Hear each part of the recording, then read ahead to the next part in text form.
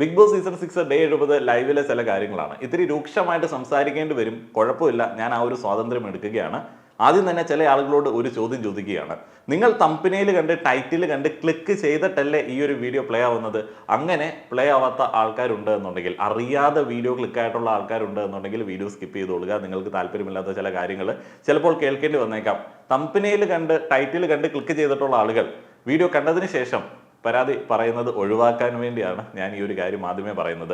ഇവിടെയുള്ള മജോറിറ്റിയുടെ big boss കാണുന്ന ഒരു വലിയ മജോറിറ്റിയുടെ മജോറിറ്റി എന്ന് പറയാൻ പറ്റത്തില്ല, ഒരു 50% അഭിപ്രായത്തോട് യോജിക്കാത്ത ചില കാര്യങ്ങളാണ് ഇവിടെ പറയാൻ വേണ്ടി പോകുന്നത്. അങ്ങനെയുള്ള 50% ഇത് കേട്ട് കഴിഞ്ഞാൽ ചിലപ്പോൾ അവർക്ക് വലിയ വേദന ഉണ്ടാകാനായിട്ടുള്ള സാധ്യതയുണ്ട്.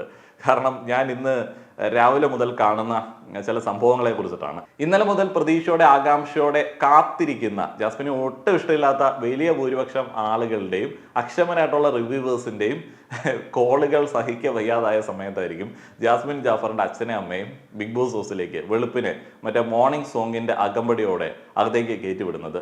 ഇപ്പോൾ വേറെ ഏതെങ്കിലും സമയത്ത് കയറ്റി വിടുകയാണെന്നുണ്ടെങ്കിൽ സ്പെഷ്യൽ എൻട്രി കൊടുത്തു എന്ന് പറയുന്ന ഹെയ്റ്റ് ഉണ്ടാവാനുള്ള സാധ്യത ഉണ്ട്. അതിപ്പോൾ ഹെയ്റ്റ് എങ്ങനെയാണെങ്കിലും ഉണ്ടാവും. അവർക്ക് ഈ ഒരു സമൂഹത്തിൽ ജീവിക്കണമെന്നുണ്ടെങ്കിൽ നല്ല രീതിയിൽ ഫൈറ്റ് ചെയ്യേണ്ടി വരും. കാരണം മകൾ അവിടെ ഒരു കോംബോ സൃഷ്ടിച്ചു എന്നുള്ള ആരോപണമുണ്ട്. മകൾ അവളുടെ പ്രായത്തിൻ്റെതായിട്ടുള്ള പക്വതക്കുറവിൻ്റെതായിട്ടുള്ള ചില കാര്യങ്ങൾ ചെയ്തു എന്നുള്ള ആരോപണമുണ്ട്. 2 ഓപ്ഷനാണ് ജാസ്മിൻ ജാഫറിന്റെ അച്ഛന് മുൻപിലുള്ളത്.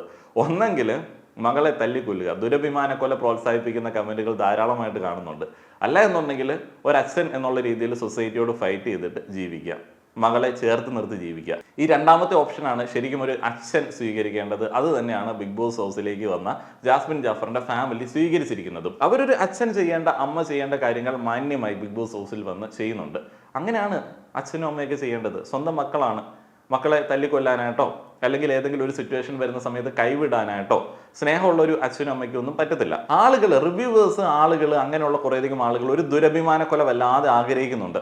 ഈ ദുരഭിമാനക്കൊല എങ്ങനെയാണ് ഉണ്ടാവുന്നത് എന്നുള്ളത് അറിയണമെന്നുണ്ടെങ്കിൽ കമന്റ് ബോക്സിൽ പോയി നോക്കണം. ജാസ്മിൻ ജാഫറിന്റെ അപ്പന്റെ കാര്യം പരിതാപകരമാണ്. കാരണം പുള്ളിക്ക് വേറെ ഓപ്ഷൻസ് ഒന്നുമില്ല. മകളെ ചേർത്ത് നിർത്തി കഴിഞ്ഞാൽ നാട്ടുകാർ ആക്രമിക്കും, തന്ത ഒരു കിഴങ്ങനാണ്, മകളെ നേർവഴിക്ക് നടത്തുന്നില്ല, അവളെ തല്ലി കൊല്ലേണ്ടതായിരുന്നു എന്നൊക്കെ പറയും. ഇനിയിപ്പോൾ അകറ്റി നിർത്താൻ പറ്റുമോ? ഇല്ല, ഒരു അച്ഛനായി പോയില്ലേ. ഒരു സാധാരണ അത്രയധികം മകളോട് അല്ലെങ്കിൽ മക്കളോട് സ്നേഹമുള്ള ഒരു അച്ഛന് ചെയ്യാൻ പറ്റുന്ന കാര്യമാണോ നാട്ടുകാർ ആഹ്വാനം ചെയ്യുന്നത്? അതുകൊണ്ടൊക്കെ തന്നെ അദ്ദേഹത്തിന്റെ അവസ്ഥയെ പരിഗണിക്കുന്ന സമയത്ത് എനിക്ക് വലിയ സഹതാപം തോന്നാറുണ്ട്. ഇനിയിപ്പോൾ മറ്റേ ദുരഭിമാനക്കൊലയുടെ കാര്യത്തിലേക്ക് തിരിച്ചു വരികയാണെന്നുണ്ടെങ്കിൽ എല്ലാ തന്തമാരും തള്ളമാരും ഇങ്ങനെയൊന്നുമല്ല.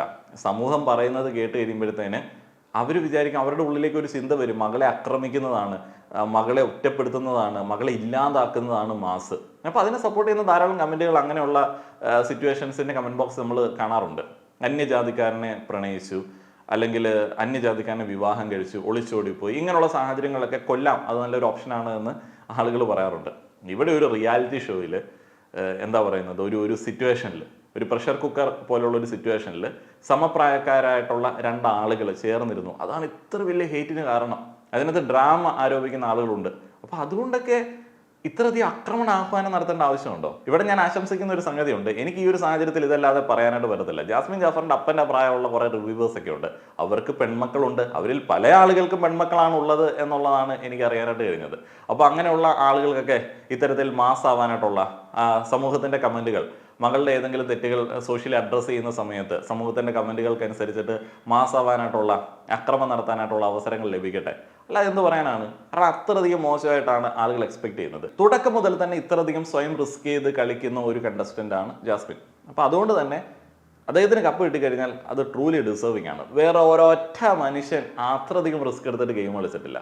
ഒരാളും ഇല്ല. ഒരാൾ അത്രയധികം കഷ്ടപ്പെട്ടിട്ട് ഗെയിം കളിച്ചിട്ടില്ല. അല്ലെങ്കിൽ നിങ്ങൾ ഈ ഒരു ഗെയിം കാണുന്നില്ല എന്നുള്ളതാണ്, ലൈവ് കാണുന്നില്ല എന്നുള്ളതാണ് അതിൻ്റെ പ്രധാനപ്പെട്ട ഒരു സംഗതി. അവർ നല്ല രീതിയിൽ റിസ്ക് ചെയ്തിട്ടാണ് ഗെയിം കളിക്കുന്നത്. അവരുടെ ഒരു ഇമോഷണൽ ആയിട്ടുള്ള ഒരു ബ്രോക്കൺ സിറ്റുവേഷൻ പോലും ഗെയിമിനെ ബാധിച്ചിട്ടില്ല. അവർ തിരിച്ചു വന്നിട്ട് ഗെയിം കളിക്കും. അത്രയധികം നല്ല രീതിയിൽ ഗെയിം കളിക്കുന്ന, പേഴ്സണൽ ഗ്രഡ്ജ് ഇല്ലാതെ ഗെയിം കളിക്കുന്ന വേറൊരു കണ്ടസ്റ്റന്റ് ബിഗ് ബോസ് സീസൺ 6 ഇല്ല. ആരോടും ഒരു പേഴ്സണൽ ഗ്രഡ്ജ് ഇല്ല. കൂടുതൽ സമയം സെൽഫ് ക്രിറ്റിസിസമാണ് ജാസ്മിൻ ചെയ്തുകൊണ്ടിരിക്കുന്നത്. ഞാൻ ഇങ്ങനെയാണ്, എന്നെ ഇങ്ങനെയൊക്കെ ആൾക്കാർ പറയാറുണ്ടായിരുന്നു, ഞാൻ ഇങ്ങനെയുള്ള മണ്ടത്തരങ്ങളൊക്കെ കാണിക്കാറുണ്ട്. വേറെ ഒരാളെയും കുറ്റപ്പെടുത്തി മാറ്റി നിർത്തുന്ന ഒരു പരിപാടിയും ജാസ്മിൻ ജാഫറിന്റെ ഭാഗത്തു നിന്ന് കണ്ടിട്ടില്ല. അപ്പോൾ അങ്ങനെയുള്ള ഒരു സ്ട്രോങ് കണ്ടസ്റ്റന്റ് ആണ്. അവർ കപ്പ് നേടിക്കഴിഞ്ഞാൽ അത് ഡിസേർവിങ് തന്നെയാണ്. ബാക്കിയുള്ള ഒരാളും അത്ര ഒരു എഫേർട്ട് സീസൺ 6 എടുത്തിട്ടില്ല. അത്രയധികം സ്വയം റിസ്ക് ചെയ്തിട്ട് കളിക്കുന്ന ഒരു കണ്ടസ്റ്റൻറ്റിൻ്റെ മാതാപിതാക്കൾ വരുന്ന സമയത്ത് അവർ ഈ സമൂഹത്തിൻ്റെ കമൻറ്റ് കേട്ടിട്ട് മകളെ ഒറ്റപ്പെടുത്തുകയോ മകളെ ആക്രമിക്കുകയോ ഒന്നും ചെയ്യേണ്ട ആവശ്യമില്ല. അവർ ഹാപ്പിയാണ്, അവർ ഹാപ്പി ആയിട്ട് തന്നെയാണ് വരേണ്ടത്. എനിക്കതിനകത്ത് ഇത്രമാത്രം നിരാശ തോന്നേണ്ട ഒരു സംഗതി ഫീൽ ചെയ്യുന്നില്ല. അതെന്തോ മറ്റേ വൈകൃത മനസ്സുള്ള ആളുകൾക്കാണ് ജാസ്മിനെ വീട്ടുകാർ ഒന്ന് തല്ലണമെന്നൊക്കെ തോന്നുന്നത്. ഒരു വിഷയവുമില്ല, നല്ല നൈസായിട്ട് ഗെയിം കളിക്കുന്നുണ്ട്. പിന്നെ മറ്റേ റിലേഷൻഷിപ്പ് കാര്യങ്ങൾ, അത് മകളുടെ പേഴ്സണൽ കാര്യങ്ങളാണ്. അതിലെന്തെങ്കിലും ഗെയിൻ ഉണ്ടായാലും ലോസ് ഉണ്ടായാലും അത് അവളുടെ പേഴ്സണൽ ആയിട്ടുള്ള കാര്യമാണ്. മകളെ ഏതൊരു സാഹചര്യത്തിലും ഡാമേജസ് ഉണ്ടാവാതെ ചേർത്ത് നിർത്തുക എന്നുള്ളതാണ് ഒരു അച്ഛനും അമ്മയും ചെയ്യേണ്ടത്. അല്ലാതെ ഈ പറയുന്ന വാചകം പഠിക്കുന്ന ഒരാൾക്കും മക്കളുടെ കാര്യത്തിൽ കൂടുതൽ അധികാരമൊന്നും എടുക്കാനൊന്നും പറ്റത്തൊന്നുമില്ല.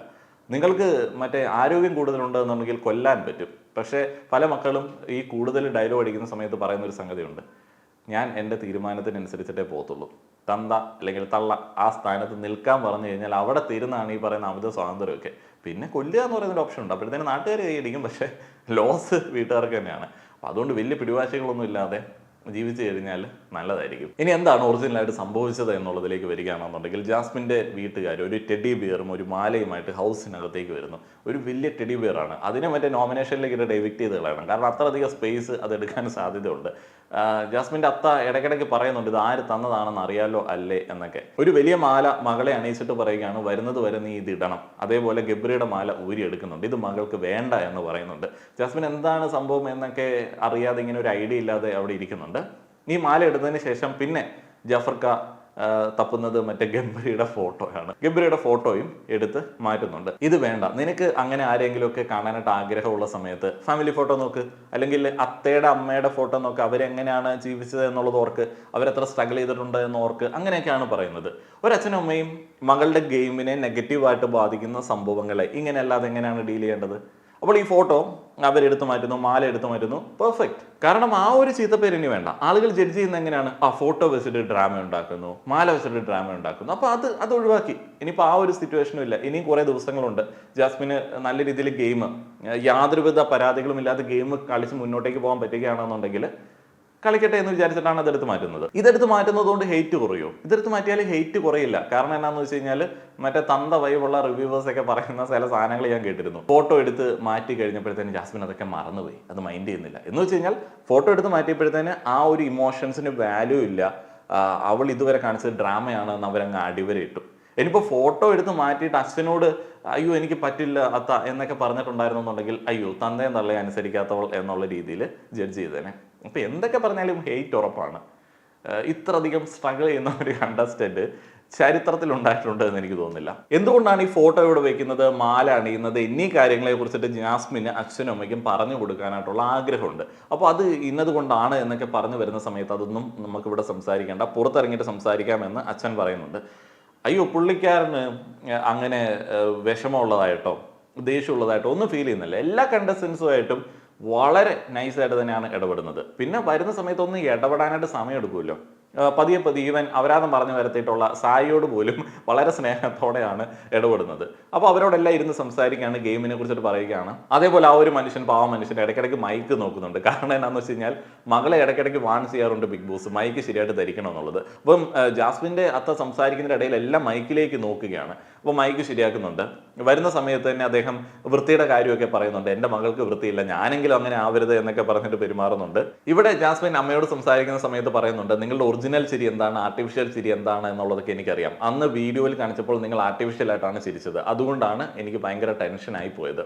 ശരിയാണ്, ആ വീഡിയോയും ഇപ്പോഴുള്ള ഇവരുടെ എക്സ്പ്രഷൻ വെച്ച് കമ്പയർ ചെയ്യുന്ന സമയത്ത് ഭയങ്കര ഡിഫറൻ്റ് ആണ്. അതിനകത്ത് ആർട്ടിഫിഷ്യാലിറ്റി സ്ഥിരം കാണുന്ന ആളുകൾക്ക് തോന്നുന്നതിൽ അത്ഭുതമൊന്നുമില്ല. പിന്നെ ആ വീട്ടിലേക്ക് വിളിച്ചു അല്ലെങ്കിൽ വീട്ടിൽ നിന്ന് വിളിച്ചു എന്ന് പറഞ്ഞ ഒരു സംഭവം ഉണ്ടല്ലോ, അതിനകത്ത് നമുക്ക് ഇപ്പോഴും ഒരു ക്ലാരിറ്റി ഇല്ല. അച്ഛനും അമ്മയും ജാസ്മിനോട് ഫ്രീക്വൻ്റ് ആയിട്ട് പറയുന്ന ഒരു കാര്യമുണ്ട്, മകളെ പ്രായത്തിൽ മൂത്ത ആൾക്കാരെ ബഹുമാനിക്കണം, നീ ഇങ്ങനെ എടാ ബോടാ എന്നൊക്കെ എല്ലാ ആൾക്കാരും വിളിക്കുന്നത് ശരിയല്ല, അത് അച്ഛനും അമ്മയ്ക്കുമാണ് അത് ബാധിക്കുന്നത്, അങ്ങനെയൊന്നും സംസാരിക്കരുത്. പിന്നെ അത്ത എടുത്തു പറയുന്ന ഒരു കാര്യമുണ്ട്, എല്ലാം കേട്ടുകൊണ്ട് നിൽക്കാൻ വേണ്ട കേട്ടോ, കാരണം അങ്ങനെയാണെങ്കിൽ അത് നമ്മുടെ കുടുംബത്തിന് മനക്കേടാണ് എന്ന് ജാസ്മിൻ തിരിച്ചു പറയുന്നുണ്ട്. അപ്പോൾ എല്ലാം കേട്ട് നിൽക്കുകയും വേണ്ട, എല്ലാം കേട്ടിട്ട് നിൽക്കുകയും വേണ്ട, നീ ശക്തമായിട്ട് ഇടപെടേണ്ടതുണ്ട്. അമ്മയ്ക്ക് ജാസ്മിൻ്റെ പല ടാസ്കുകളും കാണുന്ന സമയത്ത് ചിരിയാണ് വരുന്നത് എന്ന് പറയുന്നുണ്ട്. ഇതിനുശേഷം റസ്മിൻ്റെ വീട്ടിൽ നിന്ന് ഉമ്മയും അനിയനും ഒക്കെ വരികയാണ്. ഇതിനിടയിൽ റസ്മിന് ഒരു ടാസ്ക് കിട്ടുകയുണ്ടായി, ആൾക്കാരെ എപ്പോൾ വേണമെങ്കിലും സ്റ്റാച്ചു ആക്കാൻ പറ്റുന്ന ഒരു ടാസ്ക്. അങ്ങനെ നമ്മുടെ റസ്മിൻ്റെ അനിയനും അമ്മയൊക്കെ പറയുന്നത് എന്താണ്, റസ്മിൻ്റെ ഗെയിമൊക്കെ ആദ്യം നല്ലതായിരുന്നു, ഇപ്പോൾ ഒരു ഫ്രണ്ട്ഷിപ്പ് ട്രാക്കിലേക്ക് പോയിട്ടുണ്ട്. ആദ്യമായിരുന്നു ഫ്രണ്ട്ഷിപ്പ് ട്രാക്ക്, ഇപ്പം ഫ്രണ്ട്ഷിപ്പ് ട്രാക്ക് ഉണ്ടോ എന്ന് ചോദിച്ചു കഴിഞ്ഞാൽ അനിയൻ പറയുന്ന കാര്യങ്ങളിൽ വ്യക്തത ഉണ്ട്. ഇപ്പോൾ നീ പല കാര്യങ്ങളിലും ഇടപെടുന്നില്ല.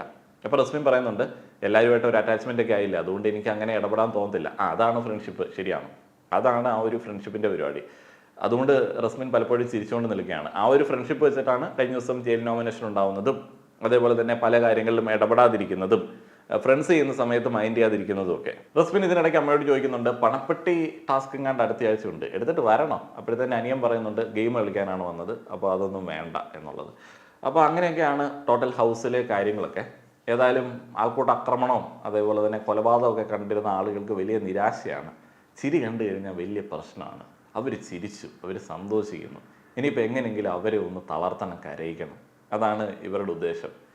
ജാസ്മിൻ്റെ അച്ഛനും അമ്മയും ഒരു ഇൻ്റർവ്യൂ കണ്ടേ കൊടുത്തിട്ടുള്ളതെന്ന് തോന്നുന്നു, അച്ഛനും കണ്ട്. അതോടെ തന്നെ നല്ല നെഗറ്റീവായിട്ടുണ്ട്. അപ്പോൾ ഈ മഞ്ഞ ചാനലുകൾ മൈക്കുമായിട്ട് ബിഗ് ബോസിൻ്റെ ഹൗസിന് പുറത്ത് വന്നിട്ടുണ്ടായിരുന്നു, ചെന്നൈയിൽ വന്നിട്ടുണ്ടായിരുന്നു. അവർ മിണ്ടാതെ പോയി. അതേപോലെ തന്നെ എയർപോർട്ടിൽ നിന്ന് മിണ്ടാതെ പോയി. മിണ്ടാതിരിക്കുന്നതാണ് നല്ലത്, എന്ത് മിണ്ടിയാലും നെഗറ്റീവാണ്. ഇനിയിപ്പോൾ അത് ഇങ്ങനെ പതിയെ ഗ്രാജുവലായിട്ട് മാറി വരേണ്ടതുണ്ട്. ആ ഒരു ഫോട്ടോയും അതേപോലെ തന്നെ മാലയും ഒക്കെ എടുത്തത് നല്ല ഒരു കാര്യമായിപ്പോയി. ഇതിനിടയ്ക്ക് പറയാൻ വിട്ടുപോയ ഒരു സംഗതിയുണ്ട്. പുള്ളിക്കാരൻ എക്സൈറ്റ്മെൻറ്റിൽ കുറേയധികം കാര്യങ്ങൾ ഹൗസിനകത്ത് പറയുന്നുണ്ട്, ബിഗ് ബോസ് പിടിച്ച് ബാൻ ചെയ്യുന്നുണ്ട്.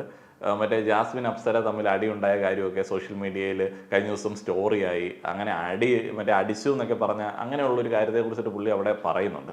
അപ്പോൾ കണ്ടസ്റ്റൻസ് അന്തം വിട്ടു. അപ്പോൾ ബിഗ് ബോസ് കൺഫഷൻ റൂമിലേക്ക് വിളിച്ചിട്ട് വാൺ ചെയ്തു, അങ്ങനെ പുറത്തെ കാര്യങ്ങൾ സോഷ്യൽ മീഡിയയിലെ കാര്യങ്ങളൊന്നും ഇവിടെ വന്ന് പറയരുത് എന്നുള്ളത്. അങ്ങനെ വളരെ രസകരമായിട്ടുള്ള മുഹൂർത്തങ്ങളൊക്കെയാണ്. എന്തൊക്കെ പറഞ്ഞാലും ടോപ്പ് പ്ലേയേഴ്സിൽ ഒരാളുടെ ഫാമിലിയാണ്. ഇപ്പോൾ ജിൻഡോയുടെ ഫാമിലി വരുന്ന സമയത്ത് എത്രത്തോളം അഭിമാനം അവർക്കുണ്ടോ അതേപോലെ തന്നെ ജാസ്മിൻ്റെ ഫാമിലി വരുന്ന സമയത്ത് അവർക്ക് അഭിമാനമുണ്ട്. ഈ ഹേറ്റേഴ്സ് പറയുന്നത് പോലെയൊക്കെ സ്വന്തം മക്കളോടൊക്കെ ആരെങ്കിലും പെരുമാറുമോ? നിങ്ങളുടെ അഭിപ്രായങ്ങൾ പറയുക. നന്ദി.